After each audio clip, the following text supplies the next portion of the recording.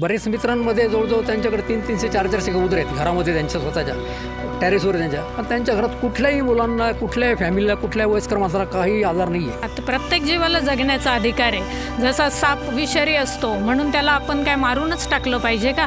की आपण बुद्ध असते की यार मला पक्ष्यांना, प्राण्यांना पाणी, खाद्य दिलं पाहिजे. म्हणून काय झालं की प्रत्येकजण वरती टेरेसवर खायला खाद्य, पाणी ठेवायला लागलं. पण संख्या जास्त कोणाची होती? कबुतरांची होती. त्यामुळे कबुतरांची संख्या जास्त म्हणून ते जास्त ते खायला लागले आणि ती संख्या वाढत गेली. आता इतकी प्रचंड वाढली, लाखोंमध्ये ते पक्षी आले.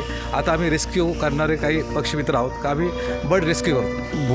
भूतदया या विचाराने लोकांनी त्यांना जे स्पून फिडिंग म्हणजे आर्टिफिशियल फिडिंग, कृत्रिम खाद्य त्यांना आपण जे पुरवतो आहे त्याच्याने त्यांची अनियंत्रित संख्या वाढते. नमस्कार, मी मनीष कटारिया, माय महानगरमध्ये आपलं स्वागत. सध्या राज्यभरामध्ये 2 विषय चर्चेत आहेत आणि संपूर्ण राज्याचं लक्ष या विषयांकडे लागून आहे. या विषयासंदर्भामध्ये नेमका निर्णय काय होतो आहे ते. पहिला जो विषय आहे तो मुंबईतल्या दादर येथील कबूतरखान्याचा.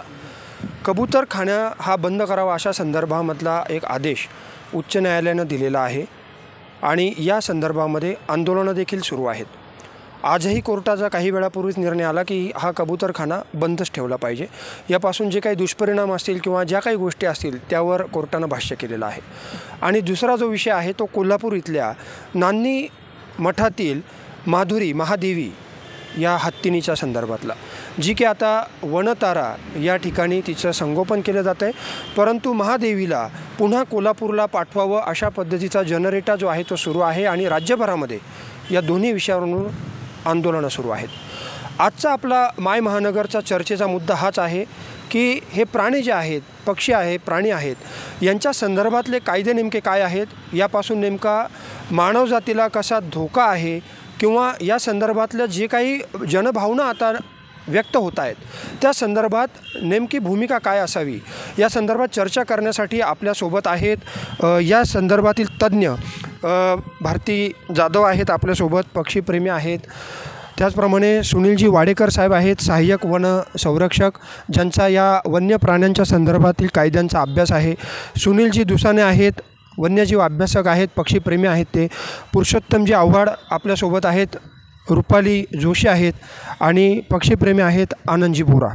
आपण सर्वात पहिला विषय जो घेणार आहोत तो कबुतरांच्या संदर्भामधला, की कबुतरांच्या संदर्भातला जो काही विषय आता नुकताच समोर आला. खरं म्हणजे गेल्या वर्षानुवर्षापासून हा कबूतरखाना इथे आहे, बल्कि एकच नाही तर अनेक कबूतरखाने या मुंबई परिसरामध्ये आहेत. परंतु मॅडम, मी सर्वात प्रथम आपल्याकडे येतो की ज्या पद्धतीनं हा विषय आता पुढे येतो आहे, काय सांगाल की आता अनेक मुद्दे पुढे येत आहेत. काही भूतदयाचे विषय आहेत, म्हणजे प्राण्यांना देखील जगण्याचा अधिकार आहे, तर दुसरीकडे असं म्हटलं जाते की या प्राण्यांपासून मानवी जीवनाला धोका निर्माण होतो आहे. तर तुम्ही या विषयाकडे कसं बघता? एक तर कसं आहे, हा विषय असा आहे की हे मान्य आहे की कबुतराची जी विष्ठा असते किंवा त्याच्या जे पंख असतात त्याच्यावरचे जे पिसू असतात तर त्यामुळे हे मानवाला त्रास होतोच, त्याबद्दल काही वाद नाही आहे. पण हे असं नाही आहे ना, बटन नाही आहे का तुम्ही आज एकदम ताबडतोब त्याचं बंद केलं खाणं, तर तसं नाही. त्याच्यावर काहीतरी तोडगा निघायला पाहिजे, टप्प्याटप्प्याने हे काम व्हायला पाहिजे आणि त्याआधी लोकांमध्ये अवेअरनेस येणं खूप गरजेचं आहे. नाहीतर एवढा लोकक्षोभ जे आपण जनक्षोभ बघतो आहे तो आपल्याला दिसला नसता. परंतु या कबुतरांमध्ये धोका कितपत आहे, जे की म्हटलं जातं त्याच्या विष्ठेपासून धोका आहे किंवा त्यांच्या पंखापासून देखील धोका निर्माण होऊ शकतो, काय सांगता येईल याच्यावर? आता ह्याच्यामध्ये जे नायडूची जे हॉस्पिटलचा जो रिपोर्ट आहे त्यांनी तर सांगितलं 0.3 इतकाच फक्त त्याच्यामध्ये धोका असं ते म्हणतात. कारण की काय होतं, अस्थमा किंवा या प्रकारचे जे श्वसनाचे जे आजार आहेत तर त्याला कबुतराची विष्ठा कारणीभूत नाही असं मी नाही म्हणणार. पण त्याला बाकीच्या पण अनेक गोष्टी आहे, म्हणजे इतक्या मोठ्या प्रमाणात जे प्रदूषण आहे ते पण एक कारणीभूत आहे आणि बरेच त्याला कंगोरे, म्हणजे तुम्ही नुसतं एक मुके हे आहे, पक्षी आहे म्हणून त्याच्यावर आपण सगळा ब्लेम नाही टाकता येणार. पण त्यावर असं पण आहे की मानवी जीवनाकडे आपण दुर्लक्ष नाही करू शकत, तर याचा एक तोडगा निघाला पाहिजे. म्हणून मला असं वाटतं की त्याच्याकडे त्या दृष्टीने बघितलं पाहिजे. सुनीलजी दुसाने पण आपल्यासोबत आहे. दुसाने साहेब, काय सांगाल तुम्ही? आपण या संदर्भामध्ये गेल्या अनेक वर्षांपासून काम करतात, कसं बघता आपण या विषयाला? नाही, या गोष्टीला माझा अपवाद आहे. विष्ठा बहुतेक पक्ष्यांची प्राण्यांची असते.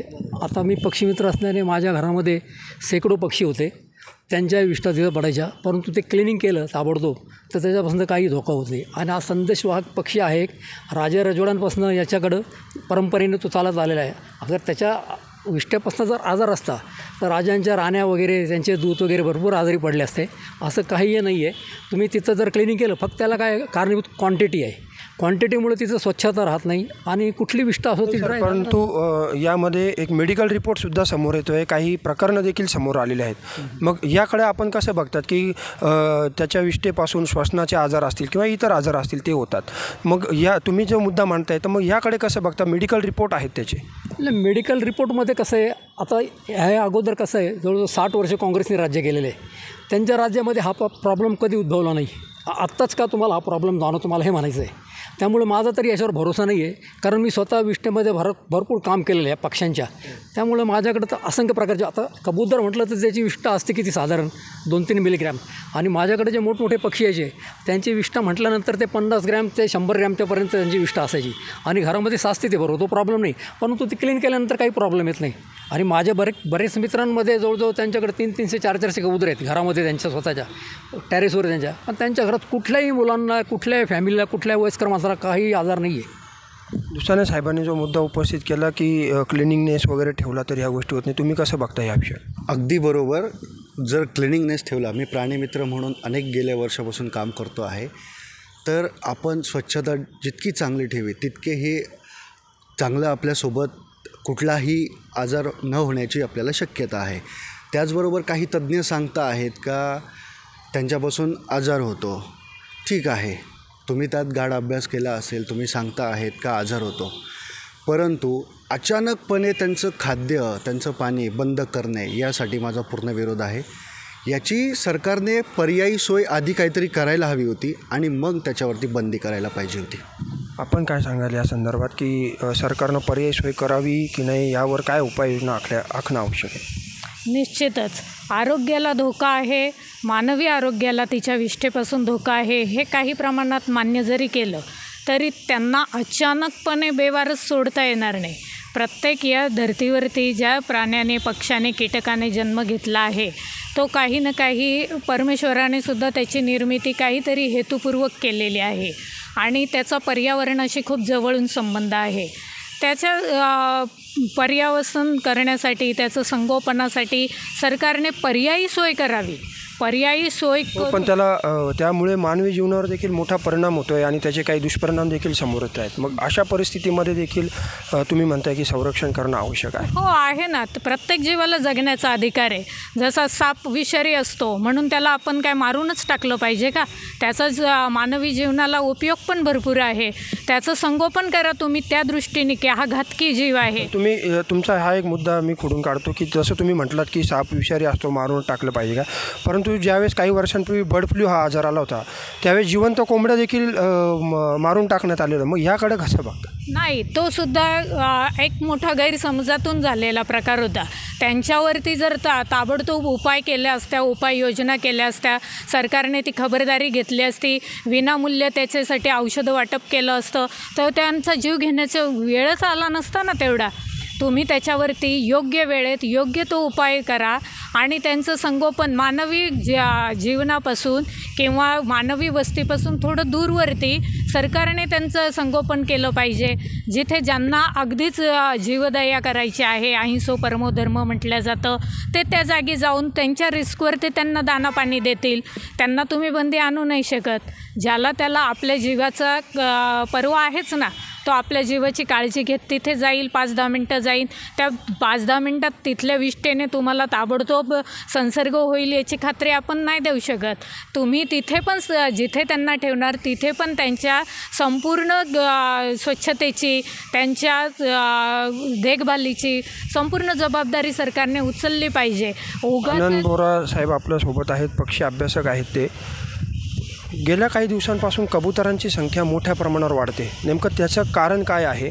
आणि ज्या पद्धतीनं आत्ता मॅडमनी विषय मांडला की सरकारनं त्याची जबाबदारी घेतली पाहिजे, त्यांचा पुनर्वसनाचा मुद्दा असेल किंवा काय, हा विषय जो समोर येतो आहे, तर कबूतर ह्या पक्षाच्या बाबतीमध्ये तुम्ही काय सांगाल की कशा पद्धतीचा हा घातक ठरू शकतो किंवा काय? मी जर बघितलं ना, कबूतरला आपण शांतिदूत म्हणून त्याचं हे करतो, पूर्वीच्या काळामध्ये त्याचं संदेशवन म्हणून वापर केला जायचा। आणि खरं जर बघितलं ना, कबूतर हा रॉक पिजन म्हणजे डोंगराच्या गुफेमध्ये राहणारा हा पक्षी। आता हा पक्षी जर डोंगरात राहणारा आहे, मग तो इकडे आपल्याकडे का आला?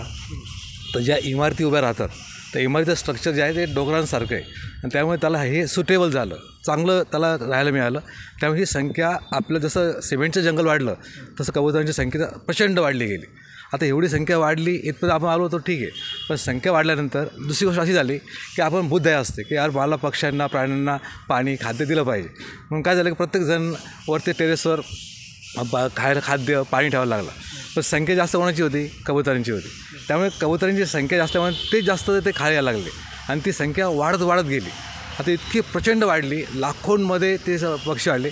आता आम्ही रेस्क्यू करणारे काही पक्षीमित्र आहोत का आम्ही बर्ड रेस्क्यू करतो, पण आता इतकी संख्या आम्हाला जे कॉल येतात ना, तर 100 कॉल असतील ना त्याच्यात 70 कॉल हे कबुतरांचे असतात। आणि आत्ता जो नवीन रिपोर्ट आला ना त्याच्यामध्ये आता मार्गदर्शकांनी बोललेत, पण असं हे सत्य आहे की त्यांच्या विष्ठेमध्ये किंवा त्यांच्या पंखाच्या ह्याच्यामध्ये घाणीमध्ये फुफ्फुसाचे रोग, मलेरिया असे रोग झालेले आहेत। ह्या केसेस आहे म्हणजे डॉक्टरांनी समोर आणलेलं आहे की आपण फक्त बोलून नाही, हे आपल्यासमोर प्रत्यक्ष प्रूफ झालेलं आहे। मग अशा केसेस वाढल्यानंतर जर ही संख्या वाढते तर मानव आणि पक्ष्यांचं कुठेतरी तो संतुलन बिघडायला लागला। आता जे मुंबईची जी घटना घडली ना, तर तसं काय घडलं की तिथे खूप पक्षी, तिथे 15-10 हजार पक्षी जर एवढे आले तर घाण होणार। आणि सगळ्यात महत्त्वाचं ते साफसफाई झाली नाही। ॲक्च्युअल जर तिथे रोजची साफसफाई झाली असते, महानगरपालिकेने जर हातात घेतलं असतं ना, तर हे विषय आलेच नसते। पण जर कचरा जास्त होते, घाण जास्त होते, तर आणि पक्षीला जगायचा अधिकार हे सगळ्यांनी बरोबर सांग, काय पहिले पक्षी जगलाच पाहिजे, अधिकार सगळ्यांना नाही। पण जर का तुम्ही त्या पक्ष्यांचं होणारे दुष्परिणाम जर मानवाने जर त्याच्याकडे दुर्लक्ष केलं तर ते वाढणारच आहे। पण आपलं काय ना, पक्ष्यांना समजत ते विचार, पण आपण जर क्लीननेस ठेवलं, साफसफाई ठेवली, जर सगळं केलं, ह्या घटना भविष्यात घडणार नाही। आणि सगळ्यात महत्त्वाचं जनजागृती।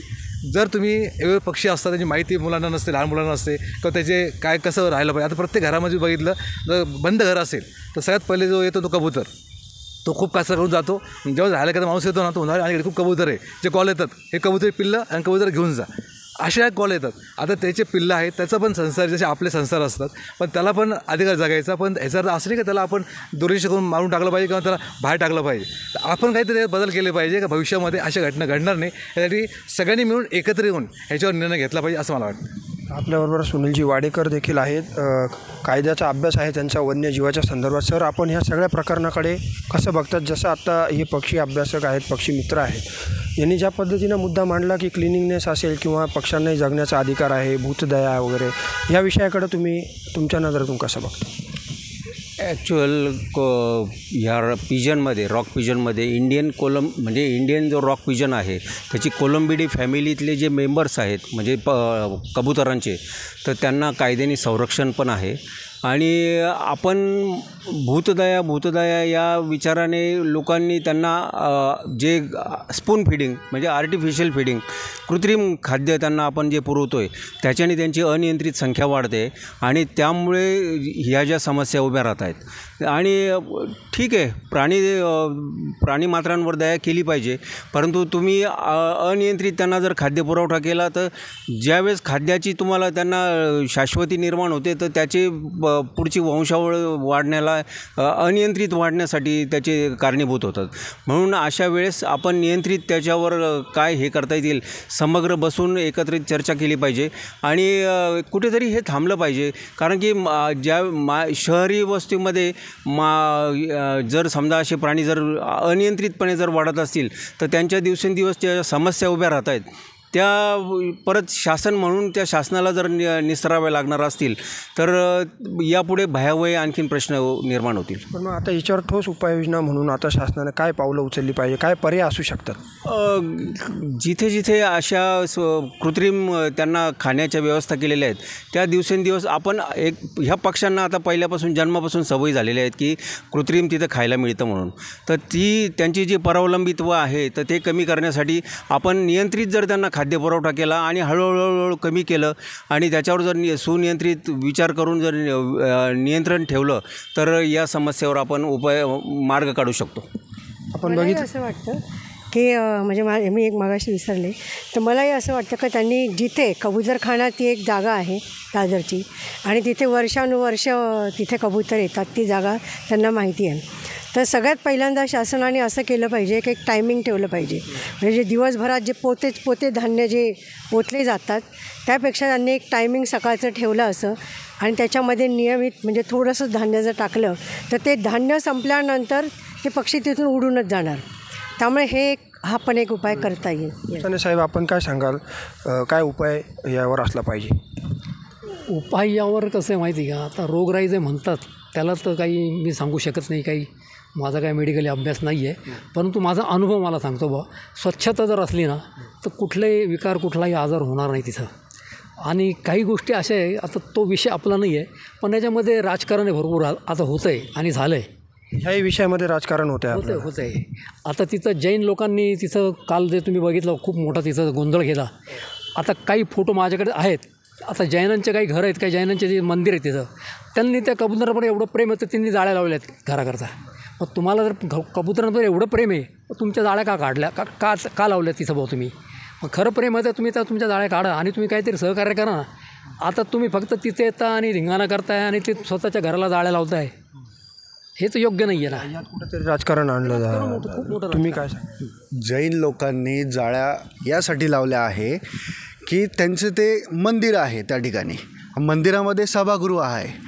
कबूतर हा असा प्राणी आहे ज्याला छोटीशी फाड जरी दिसली तरी तो तिथून घुसतो, घरात येतो. जैन लोकांनी यासाठी जाळ्या लावल्या आहेत का त्यांच्या सभागृहामध्ये जे पंखे लावलेले आहेत, जैन लोक काय सांगतात, हिंसा नाही झाली पाहिजे, अहिंसा परमो धर्म हे त्यांचं ब्रीदवाक्य आहे. जाळ्या याकरता लावल्या आहेत ते कबूतर आतमध्ये येऊ नये, पंख्याच्यात सापडू नये आणि त्याचा मृत्यू होऊ नये म्हणून यासाठी त्यांनी जाळ्या लावलेल्या आहेत. आणि जैन लोकांची जी अहिंसा वृत्ती आहे ही समाजामध्ये मला तरी वाटतं यांच्यासारखी कोणी करू शकत नाही. मॅडम काय सांगाल आपण, सरांनी जो मुद्दा मांडला याच्यात राजकारण आणलं जातं आहे आणि यावर पर्याय असले पाहिजे, काहीतरी शासनाने ठोस उपाय केला पाहिजे. नाही, राजकारण तर आहेच पण ते जागेच्या दृष्टीने आहे. दादरसारख्या ठिकाणी तो कबूतरखाना वर्षानुवर्ष पिढ्यानपिढ्या चालला आहे तर तेथे थोडंफार राजकारण आहे. पण कुठल्या पर्टिक्युलर एका समाजाचं आपण नाव घेऊ शकत नाही. इथे मानवतावादी म्हणजे माणुसकी आली पाहिजे की प्रत्येक जीवाला जगण्याचा अधिकार आहे. तो तुम्हाला त्यापासून जो काय त्रास होतो आहे त्या प्रत्येक गोष्टीची काळजी तुम्ही स्वतःपुरती घ्या.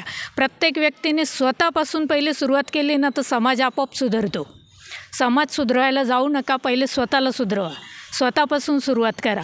तुम्हाला त्या कबुतरांपासून त्रास होतो आहे ना, तुम्ही त्याच्यासाठी काय करू शकता हा पहिले स्वतःला प्रश्न विचारा की तो पण जगला पाहिजे आणि तुम्हालाही त्रास नाही झाला पाहिजे, यावर तुम्ही विचार करा.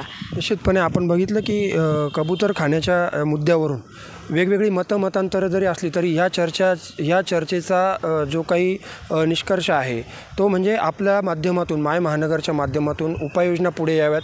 या माध्यमातून त्याचे पॉझिटिव्ह आणि निगेटिव्ह, सकारात्मक आणि नकारात्मक कशा पद्धतीचे दुष्परिणाम आहेत ते समोर यावेत, हा या चर्चेचा मुद्दा आहे. जसं की आपण कबुतरांच्या बाबतीमध्ये या सगळ्या पक्षीप्रेमींनी आपापले मुद्दे मांडले.